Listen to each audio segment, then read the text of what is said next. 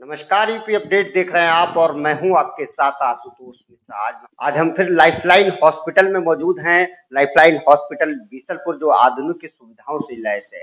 यहाँ पर हड्डी रोग विशेषज्ञ हैं डॉक्टर हार्दिक मालपानी जी, जिनसे हम तमाम मुद्दों पर बात करेंगे। उनसे हम जोड़ों के दर्द के बारे में जानेंगे, किस तरह से ये रोग हमारे शरीर में उत्पन्न होता है और किस तरह से इसके निवारण होते हैं और इससे क्या-क्या समस्याएं होती हैं। इन तमाम चीजों पर आज हम बात करने वाले हैं। इससे पहले हम बता दें कि जो बीसलपुर का लाइफलाइन हॉस्पिटल है, यहाँ पर तमाम जो बीमारियां हैं अति आधुनिक आईसीयू बना हुआ है और इसके साथ ही तमाम रोगों के स्पेशलिस्ट डॉक्टर यहाँ पर 24 घंटे बैठते हैं। अभी तक हड्डी रोग की बात की जा रही थी तो हम लोगों को पीलीभीत, बरेली या शाहजहांपुर भागना पड़ता था, लेकिन अब बीसलपुर के लाइफलाइन हॉस्पिटल में हड्डी रोग विशेषज्ञ बैठ रहे हैं और इनसे हम जल्द से जल्द अपना उपचार करवा सकते हैं। हम बात करते हैं। स्वागत है सर आपका बहुत बहुत। नमस्कार।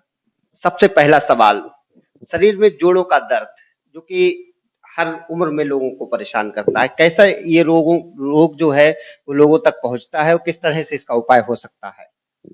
देखिए, जैसे हम जानते हैं कि जोड़ों के दर्द शुरुआत में बुजुर्ग लोगों में ज़्यादा पाए जाते हैं, जिनकी उम्र ज़्यादा होती है, एक अधेड़ वय के बाद ज़्यादा पाए जाते हैं।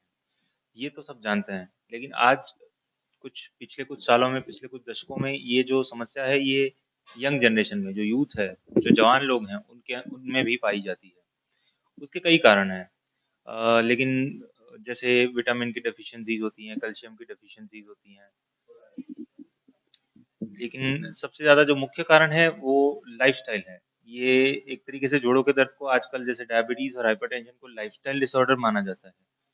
उसी तरीके से जोड़ों के दर्द को भी एक प्रकार का लाइफ़स्टाइल डिसऑर्डर माना गया है।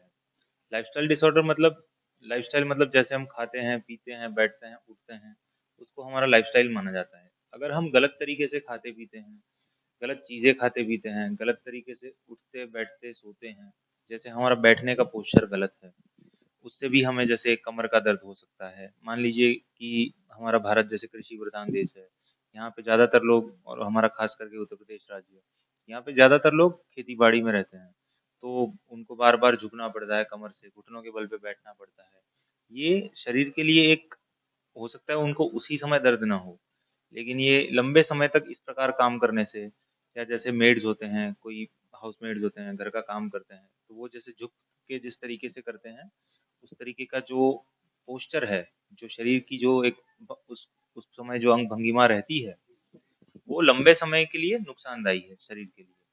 मान लीजिए कि कोई झुक के बहुत समय तक ऐसे काम करता है या खेत में बैठ के घुटने के बल बैठ के काम करता है या जैसे हम इंडियन तरीके के सबके घरों में ज़्यादातर टॉयलेट्स होते हैं। वेस्टर्न टॉयलेट्स अभी धीरे-धीरे बनना शुरू हुए हैं। ज़्यादातर घरों में अभी भी देसी टॉयलेट है या कुछ लोग अभी भी खेतों में जाते हैं, वो जिसको लोटा लेके जाना कहते हैं। तो इस प्रकार लंबे समय बैठने से घुटनों को नुकसान होता है। अब जैसे कि हमारा घुटना जो एक जोड़ है, जॉइंट है, एक ऊपर से हड्डी है, एक नीचे से हड्डी है, वो एक जोड़ है। वो जोड़ सीधा नहीं होता है, ऐसे एंगल में होता है। या तो एक एंगल बाहर की तरफ मुड़ा होता है या एक अंदर अंदर की तरफ मुड़ा होता है। वारस या वाल्गस जैसे अलग-अलग जॉइंट्स कहते हैं। उस एंगल में परिवर्तन हो सकता है। हो सकता है वो कंजेनिटल हो, कंजेनिटल मतलब जन्म से ही हो। लेकिन ज़्यादातर लोगों में ये गलत पोस्चर की वजह से या गलत गलत तरीके से काम करने की वजह से, वर्क प्लेस में गलत तरीके से उठने-बैठने की वजह से ये सारी चीज़ें समस्याएँ बढ़ती जा रही हैं। एक बार उस पे लोड आना शुरू होता है, उसका जो एंगल है वो गलत तरीके से मुड़ना शुरू हो जाता है और एक बार वो शुरू हो गया और अगर आपने उसका प्रिवेंशन नहीं किया, आपने उसको वहीं के वहीं नहीं रोका, तो वो बढ़ता जाएगा और अंत में वो आपके जोड़ को इतना घिस देगा कि आपके जोड़ चलना बंद कर देंगे या आप उनको यदि एक हद से ज़्यादा मोड़ नहीं पाएँगे या सीधा नहीं कर पाएँगे, वो बिल्कुल उसी पोज़ीशन में मुड़ा हुआ है, वो फिक्स हो जाएगा, वहीं पे रह जाएगा। उसको फिक्स डिफ़ॉर्मिटी कहते हैं। जोड़ों के जो दर्द होते हैं उनके लक्षण किस तरह से हम लोगों को पता लगने लगते हैं? शुरुआती लक्षण तो एक सबसे पहले हो जाता है दर्द, फिर जैसे हो जाता है सूजन। तो ये दर्द और सूजन सबसे पहले लक्षण है जिसके साथ दर्दी या मरीज़ जो है वो ओपीडी में आता है, अस्पताल में आता है कि डॉक्टर साहब बहुत ये जोड़ में दर्द है, यहाँ पे दर्द है, वहाँ पे दर्द है। तो ये दर्द और सूजन के अलावा धीरे-धीरे जैसे ये आर्थराइटिस है या जिसको गठिया कहते हैं या गठिया वायु गठिया कहते हैं, जिसको अंग्रेजी में हम लोग मेडिकल भाषा में आर्थराइटिस कहते हैं, जो जोड़ घिस जाना कहते हैं, सादी भाषा में, सरल भाषा में।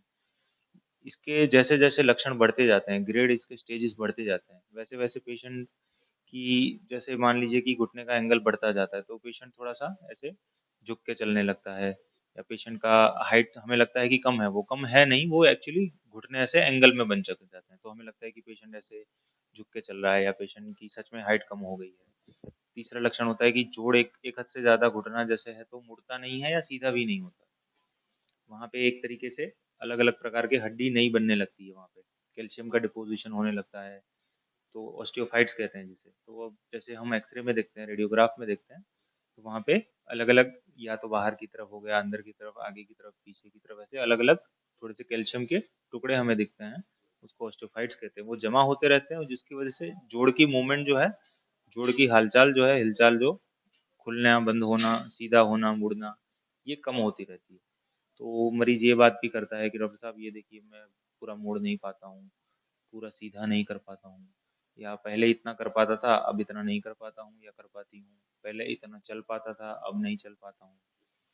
ये जब एकदम एडवांस स्टेज में बिल्कुल जोड़ एक हद से ज़्यादा ही घिस जाता है, तब मरीज़ को रात में नींद ना आना दर्द के मारे, दर्द की वजह से सो ना पाना, ये सारी समस्याएँ हो सकती हैं। डॉक्टर साहब, गठिया रोग की बात की जाए तो गठिया रोग जैसे कि अभी आपने चर्चा हुई गठिया रोग में अधिकतर लोग देसी इलाज के चक्कर में ज्यादा पड़ते हैं। देसी इलाज के चक्कर में ना पड़ के ये जो अपना अंग्रेजी माध्यम है इसका प्रयोग करें, और देसी इलाज से क्या कुछ नुकसान भी हो सकते हैं, इस पे भी थोड़ी चर्चा की जाए। देसी इलाज में ज़्यादातर क्या होता है कि देसी बता के उसमें परदेसी जो भी स्टेरॉइड वगैरह वाली दवाइयाँ हैं उनका भुका करके, उनका चूरा करके वही दवाइयाँ दी जाती हैं। अगर जेन्युइनली जो ओरिजिनल देसी इलाज जिसको आयुर्वेद कहते हैं, उसमें नुकसान कोई नहीं है। उसका हाँ, वो ये हो सकता है कि उसका रिज़ल्ट ना मिले या रिज़ल्ट बहुत समय बाद मिले, लंबे अरसे बाद मिले, लेकिन उसमें नुकसान नहीं है। वो बेसिकली पेड़-पौधे, औषधि ये सब हैं, उसमें कोई नुकसान नहीं है। लेकिन वो जो देसी दवाई के नाम पे वो जो ये एलोपैथी वाली दवाइयाँ हैं, स्टेरॉइड वगैरह का जो पाउडर बना के जो बेचते हैं, वो तो शरीर के लिए बिल्कुल ही नुकसानकारक है। तो हमें ये देखना है कि जो मरीज़ सच में जो देसी दवाई बोल के ले रहा है, वो देसी दवाई है या इस तरीके की कोई दवाई ले रहा है। डॉक्टर साहब, एक सवाल हमारा और रहता है, जैसे ये गठिया रोग ये कैसे उत्पन्न हो जाता है, मतलब कारण क्या रहते हैं इसमें। देखिए, इसमें 2 प्रकार के होते हैं, आर्थराइटिस जो होते हैं। एक ये होता है जो एज रिलेटेड डिजेनरेटिव आर्थराइटिस होता है। दूसरा जो होता है वो गाउटी आर्थराइटिस होता है, जिसको गठिया वायु या ऐसा कुछ कहा जाता है सरल भाषा में। तो ये जो होता है ये किसी एक प्रकार के जो प्रोटीन हैं, जो जो खाद्य पदार्थ हैं, वो सब्सटेंसेस हैं उसमें, वो उसका प्रॉपर तरीके से, योग्य तरीके से शरीर में से निकाल ना होने की वजह से होता है। एक एंजाइम होते हैं जो उसका पाचन करते हैं। जो पाचन ना होने की वजह से जो यूरिक एसिड है वो शरीर में से निकल नहीं पाता है और वो शरीर में खून में बढ़ता रहता है। तो जो यूरिक एसिड की वजह से होता है, वो वायु गठिया, वो छोटी-छोटी हड्डियों में जमा होता रहता है, उसकी वजह से छोटी-छोटी हड्डियों में, जोड़ों में दर्द होता रहता है। और बाकी जो है वो डिजेनरेटिव है, जिसको एज रिलेटेड आर्थराइटिस कहते हैं या वय के उम्र के अनुसार जो होता है वो आर्थराइटिस कहते हैं, उसकी भी हम बात कर चुके हैं। यहाँ पर हमने डॉक्टर हार्दिक मालपानी जी से तमाम मुद्दों पर बात की, हड्डी रोग विशेषज्ञ हैं, उनसे हमने कई गठिया रोग के बारे में बात की, जोड़े में दर्द की बात की। ऐसे ही यदि आप लोगों के मन में भी कोई सवाल हैं तो कमेंट बॉक्स में ज़रूर बताएँ, हम डॉक्टर साहब से ज़रूर पूछेंगे। लाइफलाइन हॉस्पिटल में बैठते हैं, यहाँ पर आप आकर संपर्क भी कर सकते हैं। कैमरा सहयोगी शरद कुमार दुबे के साथ आशुतोष मिश्रा, यूट्यूब टेक के लिए।